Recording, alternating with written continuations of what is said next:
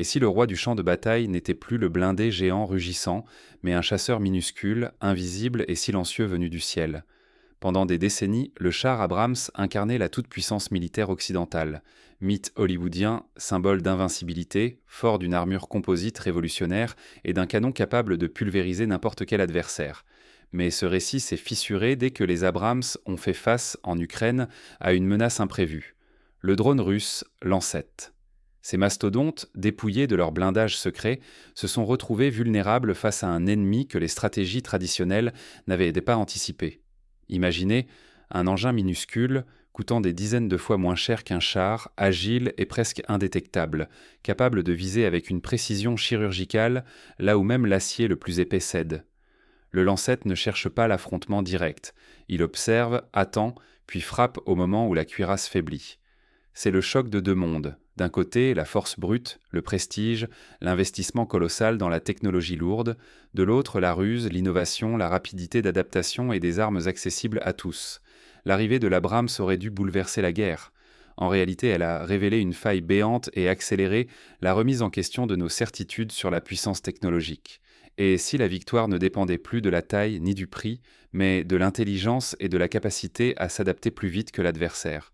Le vrai danger, ce n'est pas seulement de perdre quelques chars, c'est de perdre nos illusions sur la suprématie militaire occidentale. Plongeons dans l'histoire et sur les champs de bataille pour découvrir comment une icône, forgée par la technologie et la propagande, peut s'effondrer en quelques secondes face à un drone discret. Mais comment l'Abrams est-il devenu ce symbole absolu de puissance? Pour comprendre sa chute, il faut d'abord revenir à sa naissance et à la foi quasi-religieuse que l'Occident a placée dans ses blindés. À la fin des années 70, les États-Unis cherchent à remplacer leur char Patton, jugé obsolète face à la montée en puissance des blindés soviétiques comme le T-70-10 et le T-80. S'inspirant des leçons tirées de la guerre du Kippour, où des chars israéliens avaient été décimés par des missiles anti-chars portatifs, les ingénieurs américains développent une nouvelle génération de blindés, plus rapides, mieux protégés, capables de survivre sur des champs de bataille saturés de menaces invisibles. Le projet Abrams naît de cette volonté de dominer, non seulement par la force brute, mais par la technologie. Le char reçoit une motorisation inédite, une turbine à gaz dérivée de l'aéronautique, lui permettant d'atteindre des vitesses impressionnantes pour un mastodonte de plus de 60 tonnes. Son blindage composite, intégrant des couches de céramique et, plus tard, de l'uranium appauvri, promet une protection sans égale face à toutes les armes connues de l'époque. Hollywood, les médias et les défilés militaires s'emparent du mythe. Le char devient une star, symbole du génie industriel et de l'invincibilité américaine. On le voit triompher lors de la guerre du Golfe, l'opération Tempête du désert, en 1991, où il détruit des centaines de T-70D et T-62 irakiens, parfois sans subir de pertes majeures. Les images de colonnes d'Abrams avançant dans la tempête de sable, de tirs de précision et de carcasses de chars adverses fumant dans le désert marquent durablement l'imaginaire collectif. Mais ce vernis d'invincibilité masque une réalité plus crue. En Ukraine, les Abrams n'arrivent pas dans leur version la plus sophistiquée, mais sous une forme simplifiée, la version M1A1CA. Privés de leur secret le plus jalousement gardé, le blindage à l'uranium appauvri, ces chars sont expédiés en première ligne, vulnérables là où ils étaient autrefois redoutés. Les États-Unis refusent de livrer leur technologie la plus sensible. Même les symboles ont un prix, et certains atouts restent une exclusivité nationale. Cette précaution n'est pas anodine. Historiquement, les grandes puissances ont toujours cherché à limiter l'exportation de leurs technologies les plus avancées. Pendant la guerre froide, par exemple, l'URSS réservait ses premiers modèles de T-90 à ses propres troupes, livrant à ses alliés des versions allégées. Les Occidentaux, eux aussi, appliquent cette règle non écrite, livrant à leurs partenaires des versions bridées de leurs matériels les plus précieux. Cette prudence s'est souvent avérée justifiée. Lors de la guerre des 6 jours, des chars français AMX-35 livrés à Israël ont été capturés par l'Égypte puis analysés par les Soviétiques. Les secrets industriels sont des armes en eux-mêmes.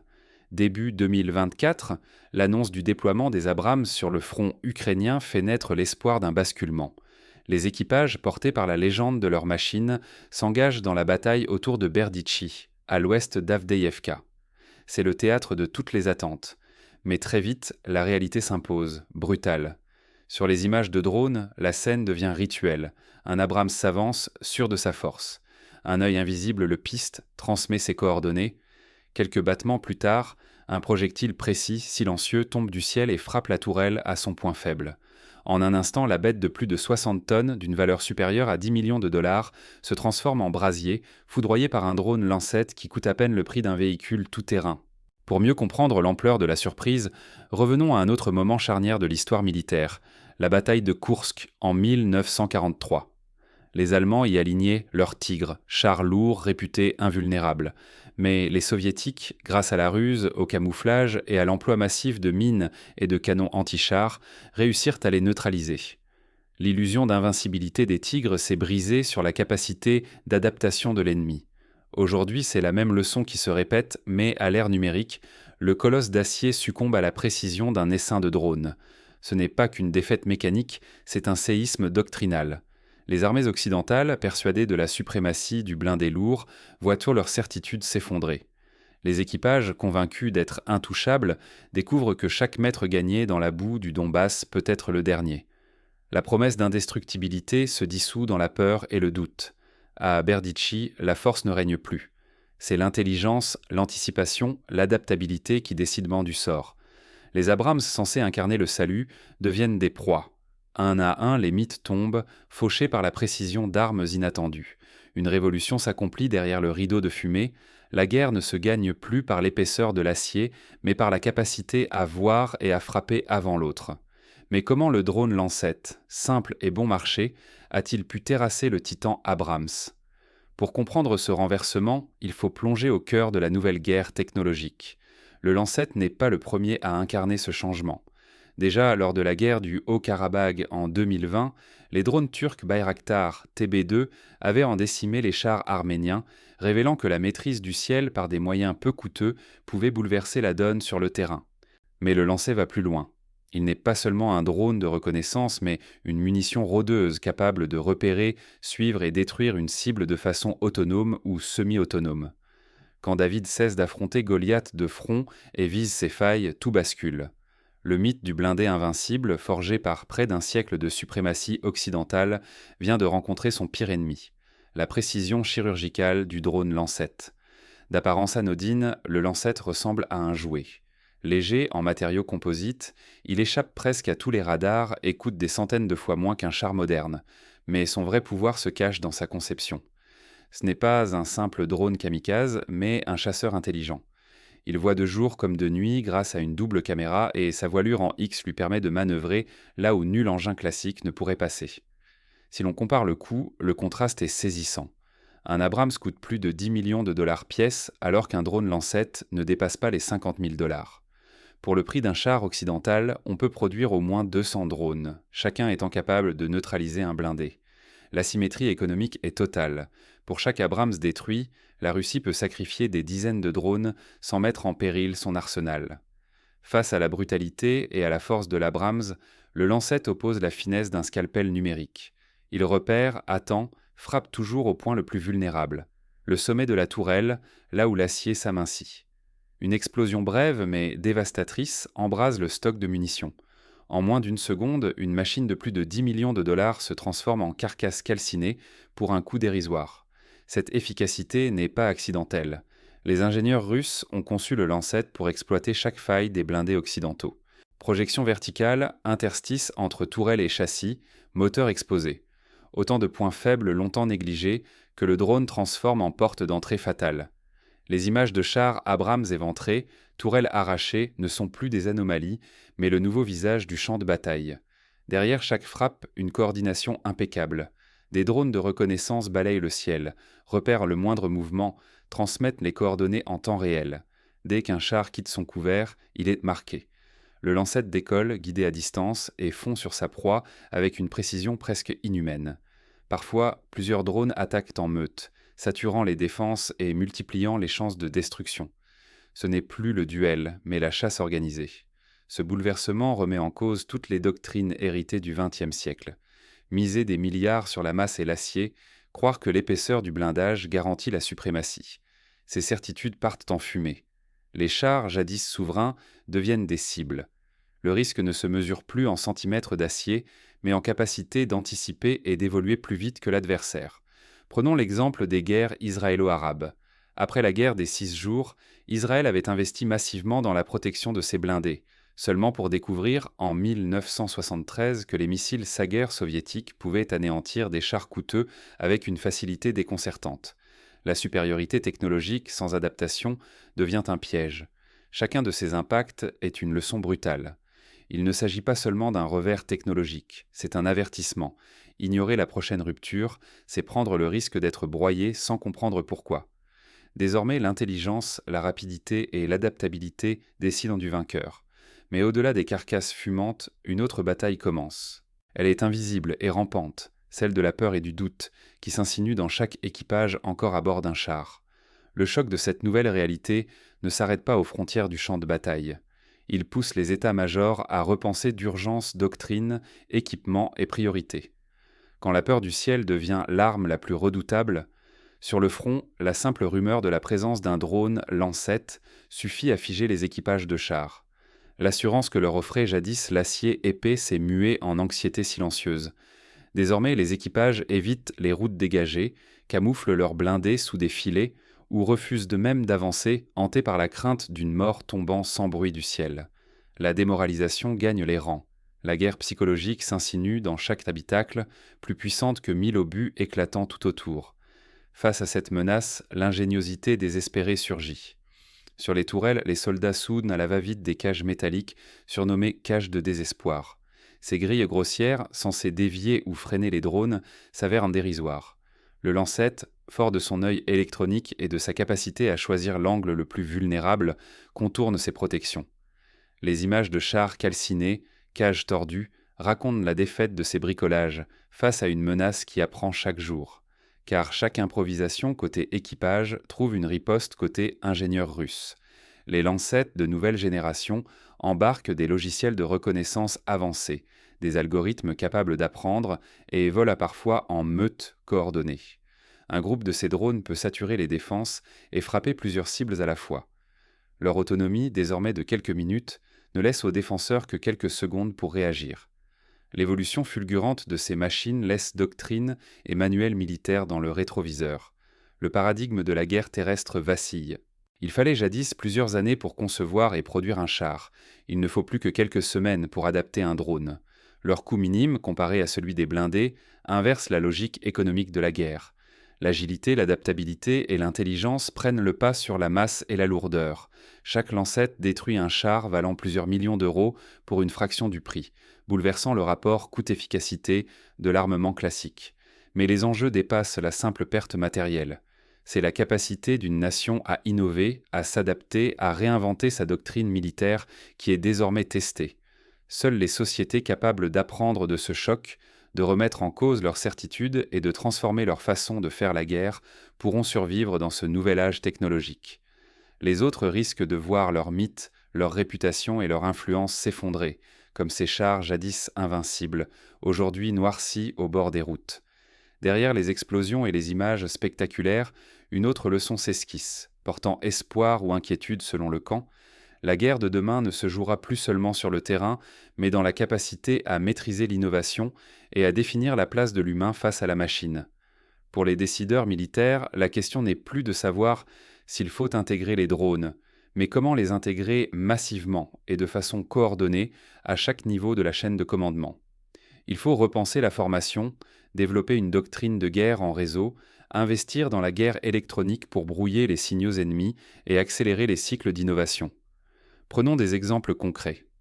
L'armée israélienne, confrontée à la menace des drones du Hezbollah, a développé des systèmes de détection acoustique et de brouillage, combinant radars, capteurs infrarouges et intelligence artificielle pour identifier et neutraliser les menaces à la volée.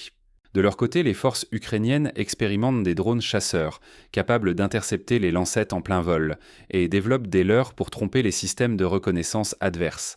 Mais ces réponses ne suffisent pas.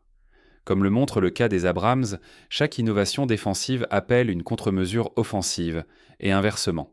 C'est une course sans fin où seuls les plus souples, les plus rapides à apprendre et à réagir, gardent l'avantage. Mais l'histoire ne s'arrête pas là. car ce basculement technologique n'est qu'un avant-goût d'un bouleversement plus vaste, qui redéfinit déjà les équilibres mondiaux. Et si la prochaine révolution ne passait plus par la force brute, mais par l'intelligence et la résilience, les faits sont implacables. Un char Abrams, dont le coût dépasse 10 millions de dollars, peut être anéanti par un unique drone Lancet, qui ne vaut qu'une infime partie de cette somme. Ce déséquilibre économique est vertigineux. Un engin agile et peu coûteux triomphe là où les mastodontes occidentaux échouent, bouleversant l'économie de la guerre. Produire des centaines de Lancet reste accessible, alors que chaque Abrams détruit représente une perte industrielle et financière irremplaçable pour l'Occident. Ce duel va bien au-delà de la technologie. Il remet en cause les fondements mêmes de la supériorité. Celle-ci n'est plus garantie par un blindage plus épais ou un canon plus long, mais par la capacité à s'adapter. Les Russes réécrivent la grammaire du champ de bataille, imposant l'innovation et l'agilité comme nouvelles armes maîtresses. Désormais, la victoire appartient à celui qui transforme ses faiblesses en force, qui évolue sans relâche. Un monde s'effondre. Les doctrines héritées du XXe siècle révèlent leur obsolescence. Croire que la masse d'acier et la protection passive suffisent est une illusion dangereuse. Il faut désormais compter sur la protection active, les radars, les contre-mesures électroniques, la coordination permanente avec les drones et le brouillage. Ceux qui s'accrochent à l'ancien modèle verront leur supériorité fondre comme neige au soleil. La leçon dépasse le champ de bataille. Elle interpelle les décideurs, les stratèges, mais aussi chaque citoyen. Si nous ne saisissons pas la vitesse à laquelle l'innovation redéfinit les règles, nous risquons d'être balayés par la prochaine rupture, incapables d'anticiper. Celui qui innove plus vite, même avec moins de ressources, finit par l'emporter, même face à mieux équipés. Il ne s'agit plus seulement de chars ou de drones, ce sont l'économie, la sécurité, la réputation de nations entières qui sont en jeu. À chaque révolution technologique, l'ordre mondial peut basculer. Rester immobile, c'est devenir vulnérable. Mais qui saura s'adapter à cette nouvelle donne? La suite révèle comment certains préparent déjà la prochaine mutation. Le véritable champ de bataille du XXIe siècle n'est plus celui que l'on imaginait. L'image d'un char Abrams englouti par un petit drone Lancet n'est pas qu'un exploit tactique. Elle marque la fin d'une ère et annonce une fracture inédite dans notre vision de la puissance militaire. Pendant des décennies, les nations ont englouti des milliards dans des mastodontes de métal, persuadées que la masse et l'acier trancheraient le destin des guerres. Mais l'innovation ne respecte aucune certitude. En quelques instants, une technologie agile et précise a renversé ce que l'on croyait invulnérable. Désormais, ce n'est plus l'épaisseur du blindage qui compte, mais la capacité à voir, à frapper juste au moment décisif. Ce basculement dépasse largement l'Ukraine ou la question des chars occidentaux.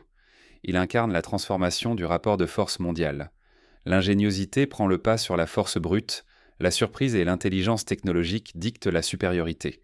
C'est la revanche de l'esprit flexible sur la routine, du cerveau sur la matière.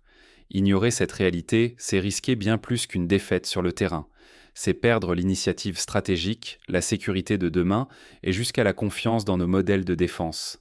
Même l'économie militaire vacille, alors que des milliards disparaissent dans des systèmes désormais vulnérables à des menaces astucieuses et bien moins coûteuses. La destruction de l'Abrams par le Lancet n'est pas un simple fait divers. C'est un avertissement. La puissance ne se mesure plus au prestige, mais à la capacité d'innover et de s'adapter à la vitesse du danger. La sécurité des nations et l'équilibre des alliances dépendront de l'audace à remettre en cause les symboles rassurants pour embrasser l'incertitude technologique. L'ère des monstres d'acier s'efface devant une guerre de réseaux, de capteurs et de frappes chirurgicales. Ceux qui refuseront d'apprendre la leçon du Lancet risquent de tout perdre. L'avance, la sécurité, voire l'avenir même de leurs armées. L'histoire retiendra peut-être moins la destruction d'un char que la chute d'un mythe. Mais désormais, une question cruciale demeure. Qui saura inventer, demain, la prochaine rupture décisive sur le champ de bataille? Pour conclure, rappelons quelques pistes d'action. Les armées doivent investir massivement dans la formation au combat collaboratif, développer des unités mixtes associant blindés, drones, guerre électronique et cyberdéfense. Il faut accélérer les cycles d'innovation, adopter une doctrine de test permanent et intégrer les retours d'expérience du terrain en temps réel. Les industriels, eux, doivent collaborer avec les startups, tester des prototypes en conditions réelles et privilégier la modularité sur la standardisation. Enfin, chaque citoyen doit comprendre que la sécurité collective dépend aujourd'hui de notre capacité à apprendre, à anticiper et à remettre en cause les certitudes d'hier. Nul ne sait quelle sera la prochaine révolution du champ de bataille. Mais une chose est certaine, elle viendra plus vite que nous ne l'imaginons. La seule vraie supériorité, désormais, c'est la capacité à changer plus vite que l'adversaire.